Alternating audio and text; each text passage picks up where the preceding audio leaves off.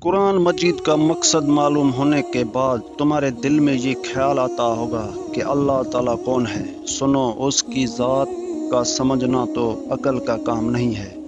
اللہ تعالیٰ نے اپنے متعلق قرآن میں فرمایا ہے کہ اللہ تعالیٰ ایک ہے اور وہی عبادت کے قابل ہے۔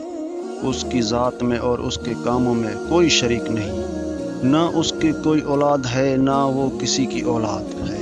وہ آسمانوں اور زمینوں کا نور ہے، وہ ہمیشہ سے ہے اور ہمیشہ رہے گا۔ اس کو نہ نیند آتی ہے نہ اونگ۔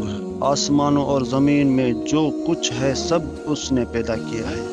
بغیر اس کی مرضی کے کوئی اس کے سامنے کسی کی سفارش بھی نہیں کر سکتا ہے۔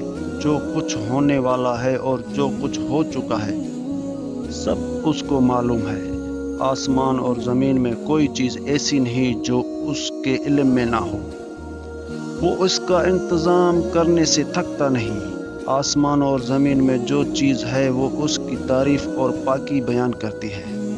وہی پیدا کرتا ہے، وہی موت دیتا ہے، وہی موت کے بعد قیامت کے دن پھر زندہ کرے گا۔ اللہ سب کچھ کر سکتا ہے، اس کی مرضی کے بغیر کوئی نہیں کر سکتا۔ جہاں کہیں ہم ہوتے ہیں وہ ہمارے ساتھ ہوتا ہے، وہ ہمارے دلوں کی بات بھی جانتا ہے۔ وہی سب کو رزق دیتا ہے، جس کو چاہے تھوڑا، جسے چاہے بے حساب۔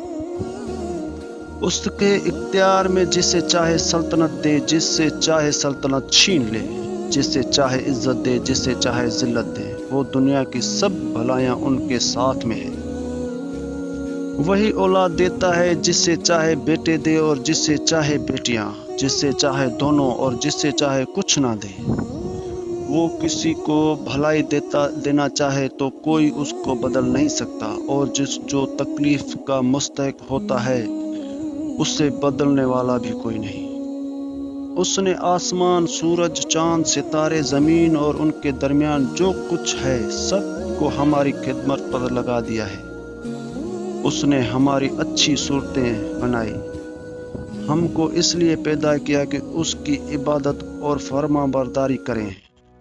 اس نے حضرت محمد صلی اللہ علیہ وسلم کو اپنا آخری نبی بنا کر بھیجا اور حضرت صلی اللہ علیہ وسلم پر اپنا آخری کلام قرآن مجید نازل فرمایا کہ میں اس کی حفاظت کروں گا۔ ہم کو بتایا ہے کہ ہم خود بھی قرآن مجید پڑھتے رہیں اور دوسرے لوگوں کو بھی سمجھاتے رہیں۔